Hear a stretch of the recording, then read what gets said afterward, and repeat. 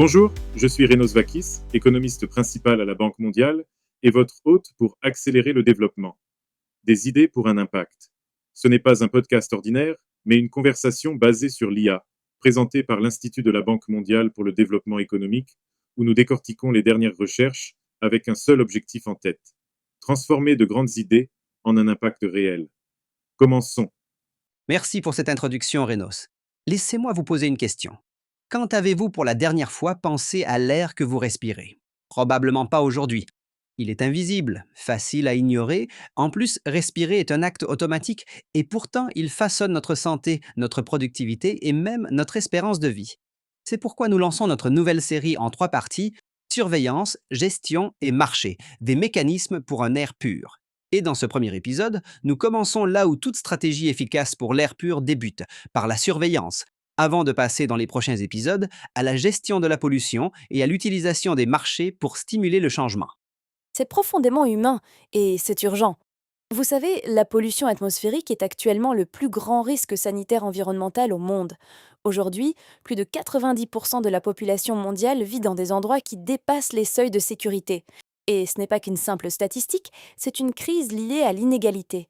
La grosse majorité des décès causés par la pollution atmosphérique surviennent dans les pays à revenus faibles et intermédiaires.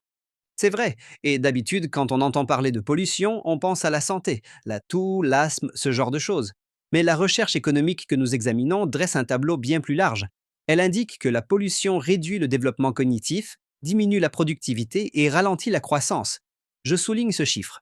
Un décès sur 9 dans le monde est attribuable à la pollution atmosphérique. C'est énorme. C'est énorme en effet. Et les coûts sont concentrés dans les villes en pleine croissance des pays à revenus faibles et intermédiaires. Mais voici le problème. Malgré cette ampleur, la pollution reste souvent invisible. Ce n'est pas comme un embouteillage ou une scène de crime que l'on peut voir de ses propres yeux. Elle se déploie silencieusement. Et du fait qu'elle soit invisible, elle est rarement mesurée. Or, ce qui n'est pas mesuré ne peut être géré. Ce qui nous amène à la thèse centrale de cet épisode. Nous examinons 4 documents de recherche spécifiques qui suggèrent que la surveillance ne consiste pas qu'à collecter des données pour un tableur. C'est en fait une intervention en soi. Précisément. Les preuves montrent que lorsqu'on rend l'information sur la pollution visible, bien documentée et exploitable, les comportements changent. Quand les personnes peuvent enfin se rendre compte de la pollution, elles réagissent. Analysons la première preuve. Elle provient d'une étude qui implique les ambassades américaines. On dirait une affaire diplomatique, mais en réalité, c'est une question de données. C'est un cas fascinant. Revenons en 2008 à Pékin. À l'époque, de nombreux pays en développement manquaient de surveillance locale fiable. La pollution existait, mais les chiffres officiels étaient ignorés. L'ambassade des États-Unis a donc installé un capteur de référence et a commencé à tweeter les relevés de qualité de l'air en temps réel. Par la suite, ils ont étendu ce service dans plus de 50 sites dans le monde, et l'impact a été mesurable. Les chercheurs ont découvert que la simple présence d'un capteur de l'ambassade américaine entraînait une réduction des particules fines, ce que nous appelons les PM2,5, de 2 à 4 microgrammes par mètre cube dans ces villes. Oh waouh, le simple fait d'avoir un capteur a réduit la pollution à ce point? Oui, les données ont rendu le problème saillant, elles l'ont rendu réel. Les recherches Google pour qualité de l'air ont augmenté. Des niveaux de pollution élevés mesurés peuvent entraîner une pression publique de la part des résidents ou même au niveau international, forçant les décideurs à prendre des mesures pour contrôler la pollution. Et le bénéfice sanitaire médian de ces réductions a été estimé à 127 millions de dollars par ville. C'est un retour sur investissement incroyable pour un équipement si simple. Et voici la partie que j'adore. Le département d'État américain a en fait économisé de l'argent. Comme la qualité de l'air s'est améliorée, ils n'ont pas eu à payer autant de primes de pénibilité à leurs diplomates. Les capteurs se sont payés rien qu'en purifiant l'air. C'est un excellent exemple de données crédibles changeant la donne au niveau gouvernemental. Mais zoomons un peu. Qu'en est-il des gens ordinaires? Même si les données sont crédibles, est-ce que les gens savent-ils quoi en faire? C'est la question de l'usage. Il y a une étude à Lahore, au Pakistan, l'une des villes les plus polluées au monde, où les résidents manquent souvent d'informations. Des chercheurs ont testé une approche différente. Ils ont envoyé des prévisions quotidiennes de pollution atmosphérique par SMS. Donc comme un bulletin météo, mais pour le smog? Exactement, et ils ont formé les gens à l'interprétation de ces données. Les résultats ont été frappants. Les personnes ayant reçu les prévisions sont devenues bien meilleures pour prédire les niveaux de pollution, mais plus important encore, elles ont changé leur mode de vie. Elles ont ajusté leur temps passé à l'extérieur, passant 16% de temps en plus dehors les jours propres et ont resté à l'intérieur les jours pollués. Ils n'avaient pas seulement peur de l'air, ils optimisaient leur vie. Ils ont repris le contrôle. Ils se sont adaptés, et ce n'était pas juste une option agréable pour eux. L'étude a révélé que les résidents étaient prêts à payer une somme importante pour ces prévisions.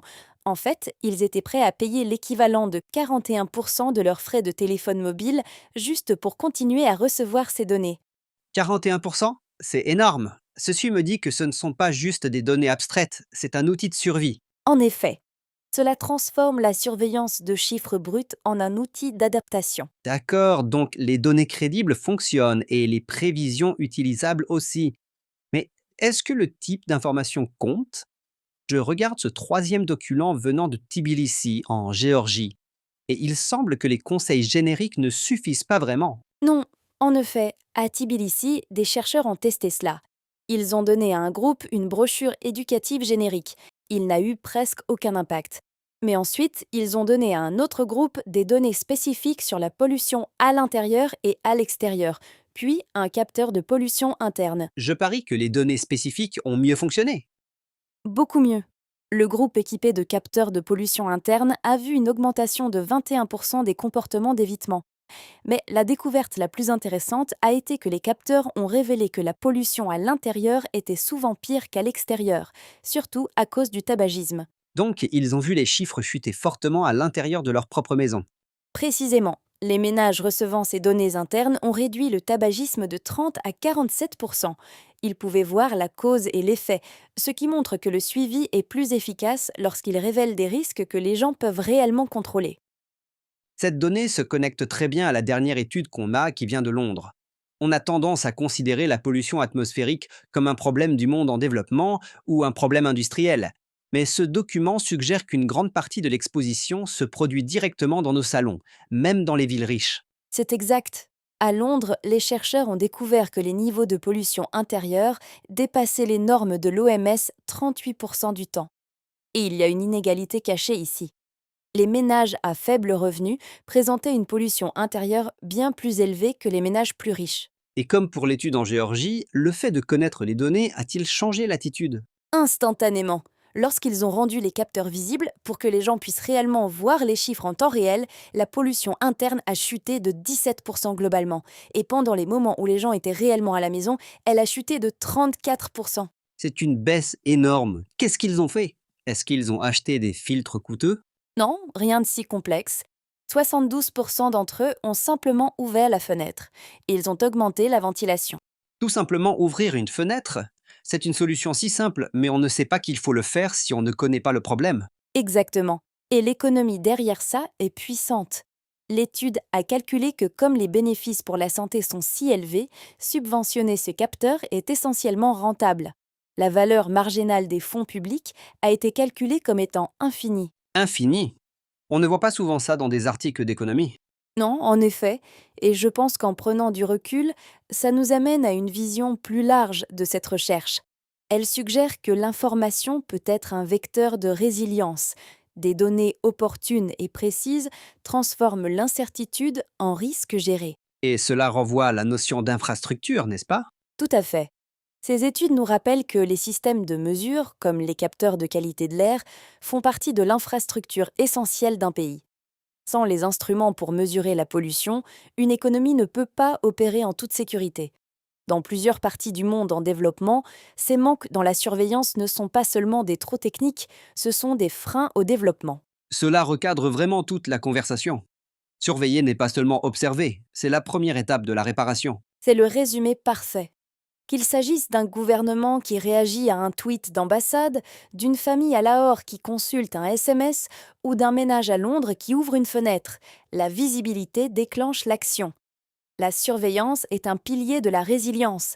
Elle transforme les dangers invisibles en priorités gérables.